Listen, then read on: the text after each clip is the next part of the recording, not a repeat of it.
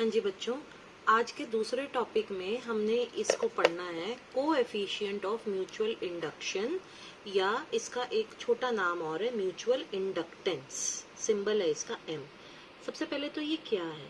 अभी हमने पिछले वीडियो में पढ़ा कि जब आप दो कॉइल्स को नजदीक रखते हो, प्राइमरी और सेकेंडरी कॉइल को नजदीक रखते हो, तो प्राइमरी का जो चेंज है वो सेकेंडरी में हमें दिखाई देता है और सेकेंडरी में करंट इंड्यूस होता है ना, ये हमने पढ़ा। और हम इस प्रोसेस को, इस प्रॉपर्टी को सेकेंडरी को हमने बताया था कि इसका नाम है म्यूचुअल इंडक्शन। अब अगर इसके पास ये प्रॉपर्टी है म्यूचुअल इंडक्शन की, ठीक है ना, तो इसको मेजर भी तो करना पड़ेगा ना कि कौन सा सेकेंडरी है, कैसी तार है, तार में दो तारें हैं मान लो, है ना, सेकेंडरी की एक छोटी तार ले ली, एक बहुत लंबी तार ले ली, तो उस दोनों तारों का म्यूचुअल इंडक्शन ज्यादा है कम है, क्या है, मेजर करना पड़ता है ना। तो उस मेजरमेंट के लिए ये क्वांटिटी हमने आज समझनी है, कोएफिशिएंट ऑफ म्यूचुअल इंडक्शन या म्यूचुअल इंडक्टेंस। दोनों में से आप कोई भी नाम यूज कर सकते हो, दोनों सही है और सिंबल है इसका एम, ठीक है। अब इसके भी समझने के दो तरीके हैं, या तो आप प्रॉपर इस डेफिनेशन से समझ सकते हो या आगे हम फैराडे लेंजेस लॉ की मदद से भी समझ सकते हैं। तो मैं दोनों आपको डेफिनेशंस एक एक करके समझाती हूँ। सबसे पहले ये सिंपल वाली डेफिनेशन देखो, जो फ्लक्स जुड़ेगा, किसके साथ फ्लक्स जुड़ रहा है, सेकेंडरी के साथ, ठीक है। वो कौन सा फ्लक्स जुड़ रहा है, वो फ्लक्स जुड़ रहा है जो प्राइमरी में बन रहा है ना। कौन इसको जोड़ रहा है, इन दोनों के बीच का सॉफ्ट आयरन का कोर जो है वो जोड़ रहा है। ये तो आपको क्लियर हुआ।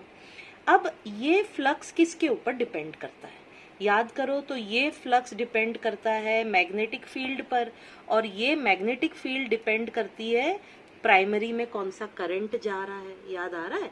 तो देखा जाए तो अगर ये बीच के स्टेप्स हम हटा दे तो हम ये बड़े आसानी से बोल सकते हैं कि सेकेंडरी का फ्लक्स प्राइमरी में जाने वाले करंट के ऊपर डिपेंड करता है।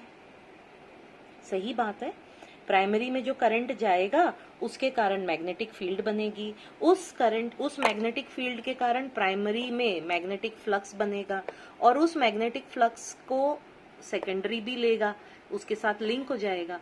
तो आप बोल सकते हो कि सेकेंडरी का जो मैग्नेटिक फ्लक्स है उसका मेन रीजन, या वो किसके ऊपर एक्चुअली में डिपेंड करता है, उस करंट पर जो प्राइमरी में जा रहा है, ठीक है। अब अगर आपने इसमें डायरेक्टली प्रोपोर्शनल लगाया है तो आपको कांस्टेंट ऑफ प्रोपोर्शनलिटी लगानी पड़ेगी, यानी phi S should be equal to कोई कांस्टेंट और ये करंट, कौन सा करंट, जो प्राइमरी में जा रहा है, हाँ या ना, ठीक है। ये जो कांस्टेंट ऑफ प्रोपोर्शनलिटी एम है, ये है म्यूचुअल इंडक्टेंस, ठीक है। किसका है ये म्यूचुअल इंडक्टेंस, सेकेंडरी का, क्योंकि असर किसमें दिखने को मिल रहा है, हमको सेकेंडरी में देखने को मिल रहा है, ठीक है। अब यहां से हम m की डेफिनेशन दे सकते हैं। क्या डेफिनेशन दे सकते हैं हम m की, हम बोलेंगे कि मान लो प्राइमरी का करंट 1 है, कितना है, 1, ठीक है। अगर 1 करंट है प्राइमरी, यूनिट करंट, हम 1 का मतलब आ गया यूनिट करंट जा रहा है अगर प्राइमरी में, तो सेकेंडरी में कितना फ्लक्स बनेगा, नेचुरली इक्वेशन के हिसाब से सेकेंडरी का फ्लक्स m बनेगा, ठीक है। तो यहां से डेफिनेशन पढ़ो, यहां से ऐसे जाओ, डेफिनेशन बनेगी, the mutual inductance of the secondary is equal to the magnetic flux produced in the secondary when current through the primary is unity, ठीक है। इसमें सबसे इंपॉर्टेंट बात कि नियर बाई शब्द लिखना जरूरी है, कि ये दोनों कॉइल्स नियर बाई हैं। अब देखो, आप यही बात जो मैंने अभी बोली, यहाँ लिखा है कोएफिशिएंट ऑफ म्यूचुअल इंडक्शन, मैंने म्यूचुअल इंडक्टेंस बोला, मैंने आपको ऊपर भी कहा ये दोनों नाम एक साथ चल सकते हैं। So coefficient of mutual induction of coil S is equal to the magnetic flux linked with coil S when current, unit current flows through the nearby coil P. Nearby बहुत important word है, ठीक है। तो आपको ये समझ आ गया तो आप इसको पढ़ लो, ये सही है, लेकिन नॉलेज होनी चाहिए। तो इसीलिए एक और दूसरा डेफिनेशन भी है जो फैराडे लेंजेस लॉ से बनता है, ठीक है। फैराडे का लॉ, लेंजेस का लॉ है जो induced EMF E is equal to minus d phi by d t, ठीक है ना। तो इसको अगर हम लेके चले तो जो इंड्यूस्ड ईएमएफ है वो किस में प्रोड्यूस हो रहा है, देखो इंड्यूस्ड किस में प्रोड्यूस हो रहा है, वो हो रहा है सेकेंडरी में, है ना। So the induced EMF is equal to minus d phi by d t, ठीक है। अब d phi by d t क्या है, rate of change of magnetic flux. Magnetic flux किस में चेंज हो रहा है, प्राइमरी में। वही चेंज किसको साथ जुड़ रहा है, सेकेंडरी के साथ जुड़ रहा है, इसीलिए ये आया E is equal to minus d phi by d t, ठीक है। लेकिन अभी हमने पीछे पढ़ा कि फाई जो है वो क्या है, इक्वल टू एम आई। अभी हमने पहले 1-2 मिनट पहले ये वाला इक्वेशन पढ़ा है। तो यहाँ अगर फाई के बदले आप एम आई लिख दो तो इक्वेशन बन जाएगा E is equal to minus d by d t, किसका, एम आई का। फाई के बदले एम आई लिख दिया। अब एम तो प्रॉपर्टी है, ये कांस्टेंट है, ये बदलेगी नहीं टाइम के साथ, तो इसको बाहर ले लो। तो E बन जाएगा minus M d I by d t, ये बन गया आपका इक्वेशन, ठीक है।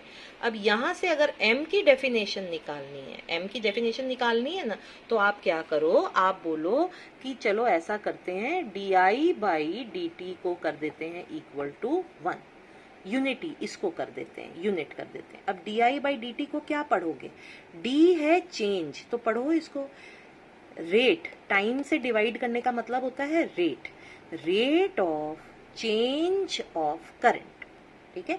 So d I by d t क्या बन जाएगा, रेट, टाइम के कारण rate of change of current, कितना है, यूनिटी। किसमें करंट बदल रहा है, प्राइमरी में बदल रहा है, याद रखना ये चीज दिमाग में रखनी है। करंट किसमें बदल रहा है, प्राइमरी में, और फ्लक्स चेंज किसमें दिखाई दे रहा है, सेकेंडरी में, ठीक है ना।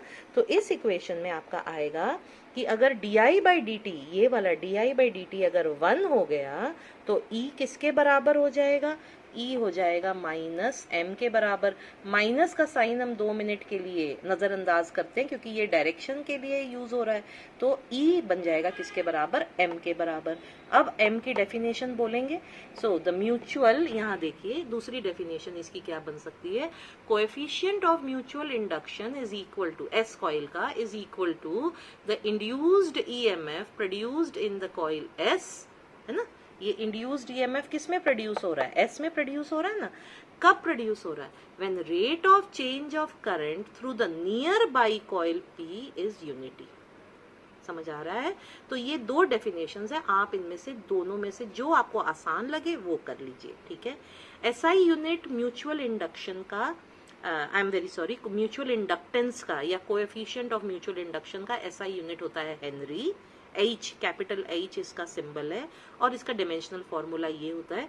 यहाँ मैंने इसको डिराइव करके आपको दिखाया है, ठीक है। यहाँ तक समझ में आ गया। अब M क्या क्या चीजों पर डिपेंड करता है, हमने बोल तो दिया कि M जो है वो S कॉइल की प्रॉपर्टी है, ठीक है। तो ये क्या क्या चीजों पर डिपेंड करेगा। सबसे पहली बात, ये कॉइल के जो S कॉइल है उसकी बनावट पर डिपेंड करेगा, उसका शेप, उसकी साइज, उसके नंबर ऑफ टर्न्स, आपने कौन सा मटेरियल यूज किया, इन सब चीजों पे डिपेंड करेगा। दूसरा, दोनों कॉइल्स के दूरी के बीच में, नजदीक होंगे तो ज्यादा इंटरैक्शन हो सकेगी, ज्यादा दूर कर दोगे तो प्राइमरी का मैग्नेटिक फ्लक्स सेकेंडरी तक नहीं पहुंच सकेगा। तो ये दोनों के बीच की दूरी पर। ओरिएंटेशन ऑफ द 2 कॉइल्स, ये बड़ा इंपॉर्टेंट है, यानी वो दोनों किस तरह से रखी हुई हैं एक दूसरे के मुकाबले।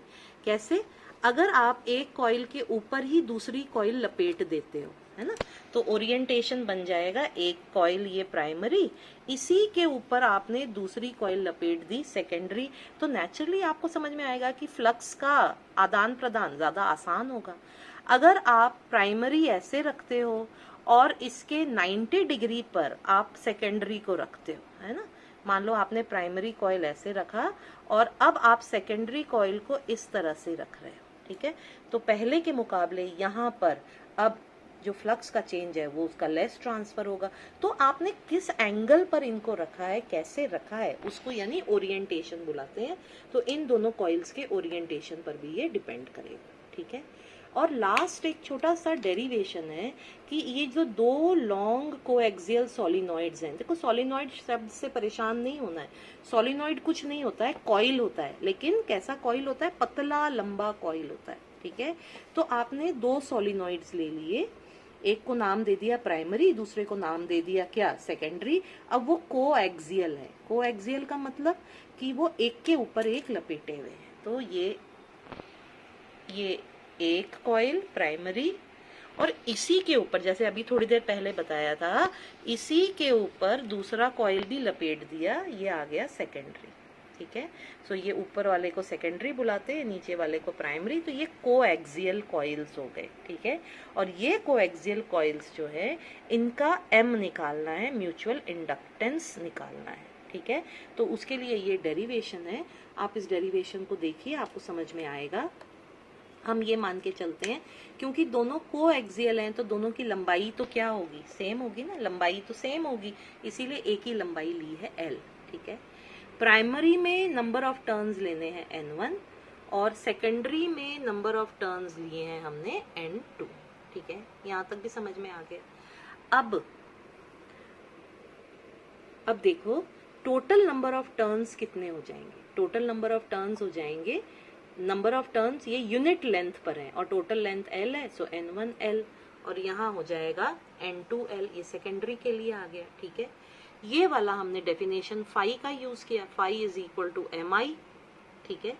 अब magnetic field due to the current I is B is equal to mu naught N1 I, ये आपने थर्ड यूनिट में पढ़ा है इक्वेशन, उस इक्वेशन का यहाँ पर इस्तेमाल किया है। तो फाई बन जाएगा BAN2, क्यों BAN2, फाई का फॉर्मूला होता है BA cos थीटा, थीटा यहाँ पर 0 है, इसीलिए cos थीटा हो जाएगा cos 0 इक्वल टू 1। क्यों 0 है, क्योंकि ये एक दूसरे के ऊपर लपेटे हैं, एंगल तो है ही नहीं इनके बीच में, है ना। तो cos थीटा 1 हो गया, वो काम खत्म हो गया, और BAN2 नंबर ऑफ टर्न्स आएगा सेकेंडरी का, और यहाँ से B की वैल्यू लगा दी, A लगा दिया, और ऊपर से N2 की वैल्यू यहाँ पर लगा दी, तो ये फाई बन गया, ठीक है। और फाई बन गया।